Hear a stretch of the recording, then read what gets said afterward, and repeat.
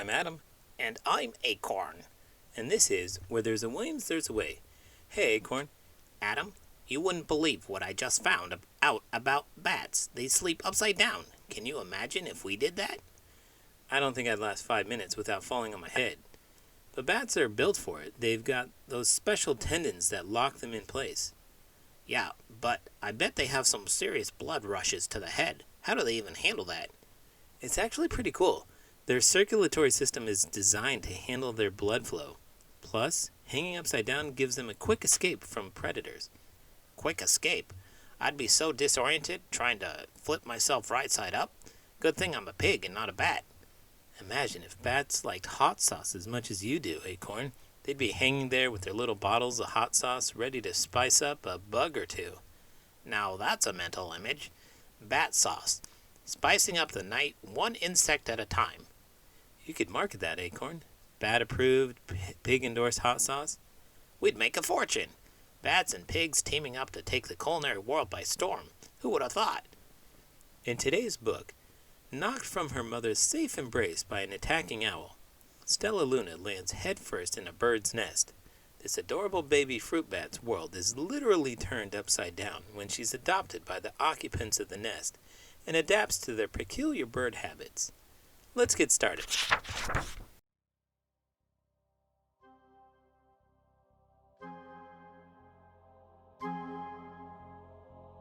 Stellaluna by Janell Cannon. In a warm and sultry forest, far, far away, there once lived a mother fruit bat and her new baby. Oh, how Mother Bat loved her soft, tiny baby. "I'll name you Stellaluna," she crooned. Each night, Mother Bat would carry Stellaluna, clutched to her breast, as she flew out to search for food. One night, as Mother Bat followed the heavy scent of ripe fruit, an owl spied her. On silent wings, the powerful bird swooped down upon the bats. Dodging and shrieking, Mother Bat tried to escape, but the owl struck again and again, knocking Stellaluna into the air. Her baby wings were as limp and useless as wet paper.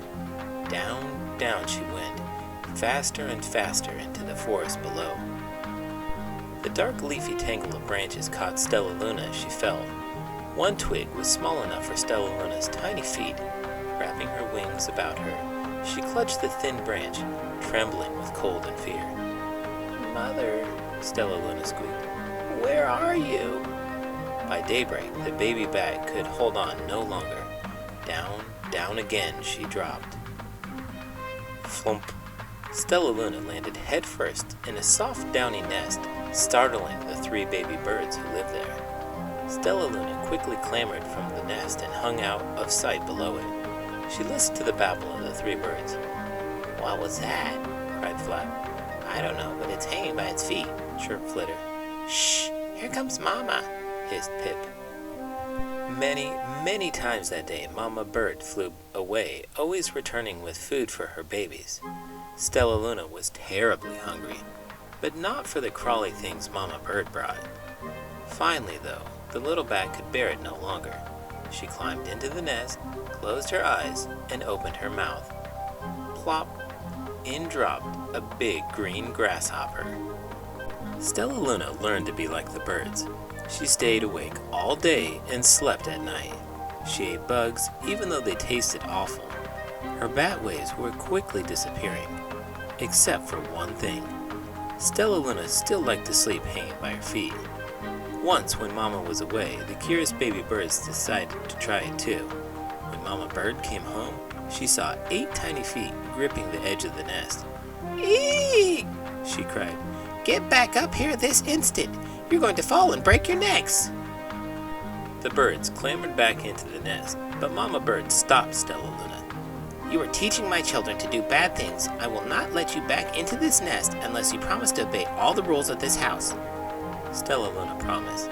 She ate bugs without making faces. She slept in the nest at night, and she didn't hang by her feet. Stellaluna behaved as a good bird should. All the babies grew up quickly. Soon the nest became crowded. Mama Bird told them it was time to learn to fly. One by one, Pip, Flitter, Flap, and Stellaluna jumped from the nest. Their wings worked. "I'm just like them," thought Stellaluna. I can fly too. Pip, Flitter, and Flap landed gracefully on a branch. Stellaluna tried to do the same. How embarrassing. I will fly all day, Stellaluna told herself. Then no one will see how clumsy I am. The next day, Pip, Flitter, Flap, and Stellaluna went flying far from home. They flew for hours, exercising their new wings. The sun is setting, warned Flitter. We had better go home or we'll get lost in the dark, said Flap. But Stellaluna had flown far ahead and was nowhere to be seen. The three anxious birds went home without her. All alone, Stellaluna flew and flew until her wings ached and she dropped into a tree. I promised not to hang by my feet, Stellaluna sighed. So she hung by her thumbs and soon fell asleep. She didn't hear the soft sound of wings coming near. You should have seen me at the county fair, Adam. I put on a tuxedo and pretended to be a famous chef. Everyone was calling me Chef Oink Gordon. I once told my students I was a wizard. They believed me until I tried to turn an apple into a cat and it just ended up with a very confused apple. Oh, that's great. I told the judges my hot sauce recipe was a secret family tradition passed down for generations. In reality, I just mixed every hot sauce I found at the grocery store. Well, my wizard gig ended when I couldn't find a single spell in the library. Turns out Harry Potter is fiction. Who knew? Oh, I knew.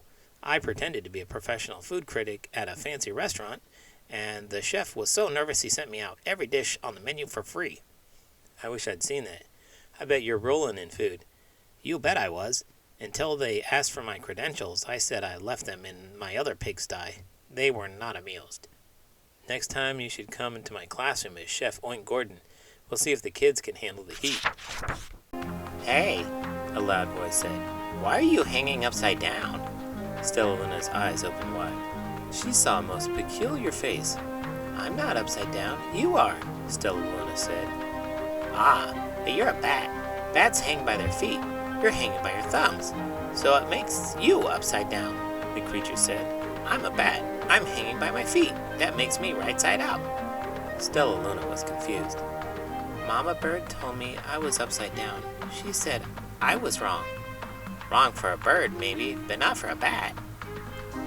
More bats gathered around to see the strange young bat who behaved like a bird. Stellaluna told them her story. You ate bugs? Stuttered one. You slept at night? Gasped another. How very strange, they all murmured. Wait, let me look at this child. A bat pushed through the crowd. An owl attacked you? She asked. Sniffing Stellaluna's fur, she whispered, You are Stellaluna. You are my baby. You escaped the owl? Cried Stellaluna. You survived? Yes, said Mother Bat as she wrapped her wings around Stellaluna. Come with me, and I'll show you where to find the most delicious fruit. You'll never have to eat another bug as long as you live.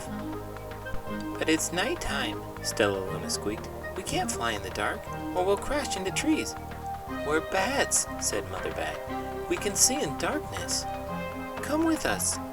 Stellaluna was afraid, but she let go of the tree and dropped into the deep blue sky. Stellaluna could see. She felt as though rays of light shone from her eyes. She was able to see everything in her path. Soon the bats found a mango tree, and Stellaluna ate as much of the fruit as she could hold. I'll never eat another bug as long as I live, cheered Stellaluna as she stuffed herself full. I must tell Pip, Flitter, and Flap. The next day, Stellaluna went to visit the birds. Come with me and meet my bat family, said Stellaluna. Okay, let's go, agreed Pip. They hang by their feet, and they fly at night, and they eat the best food in the world, Stellaluna explained to the birds on the way. As the birds flew among the bats, Flap said, I feel upside down here. So the birds hung by their feet. Wait until dark, Stellaluna said excitedly. We will fly at night. When night came, Stellaluna flew away. Pip, Flitter, and Flap leaped from the tree to follow her. I can't see a thing, yelled Pip. Neither can I, howled Flitter. Aye, shrieked Flap. They're going to crash, gasped Stellaluna. I must rescue them. Stellaluna swooped about, grabbing her friends in the air. She lifted them to a tree, and the birds grasped a branch. Stellaluna hung from the limb above them. "We're safe," said Stellaluna. Then she sighed. "I wish you could see in the dark too." "We wish you could land on your feet," Flitter replied. Pip and Flap nodded. They perched in silence for a long time. "How can we be so different and feel so much alike?" mused Flitter. "And how can we feel so different and be so much alike?" wondered Pip. "I think this is quite a mystery," Flap chirped. "I agree," said Stellaluna. "We're friends, and that's a fact." Bat notes.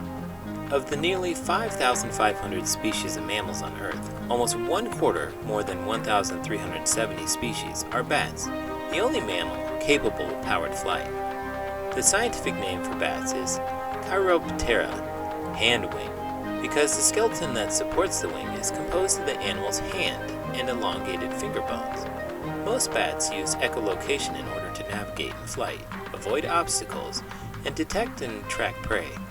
Echolocation is a form of biological sonar, using sound to sense the world around us. There are over 1,100 species of echolocating bats, and they live in every climate around the world except the polar zones. Many eat insects while others feed on fish, amphibians, reptiles, and even other mammals. Still other echolocating bats feed on fruit or the nectar and pollen of flowers.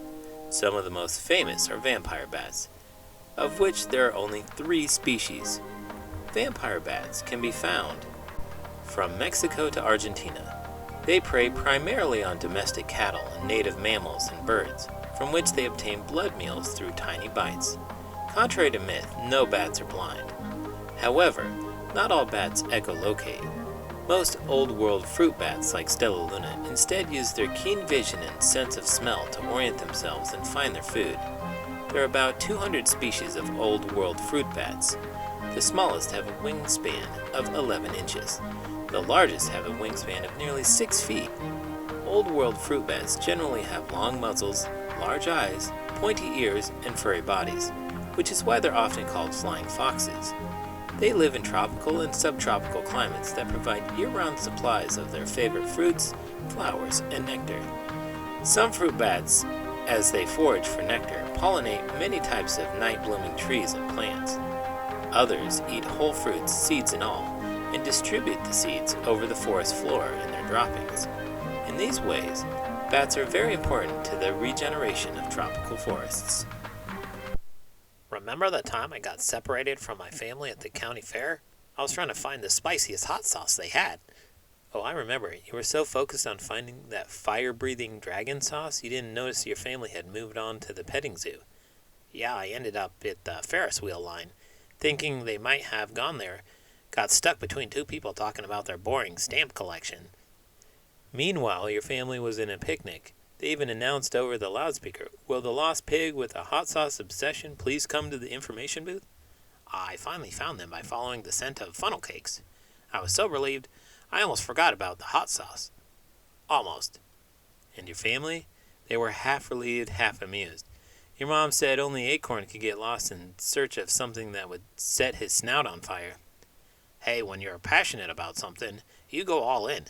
But next time, I'll leave a trail of spicy breadcrumbs. Let's hope the birds don't develop a taste for hot sauce too.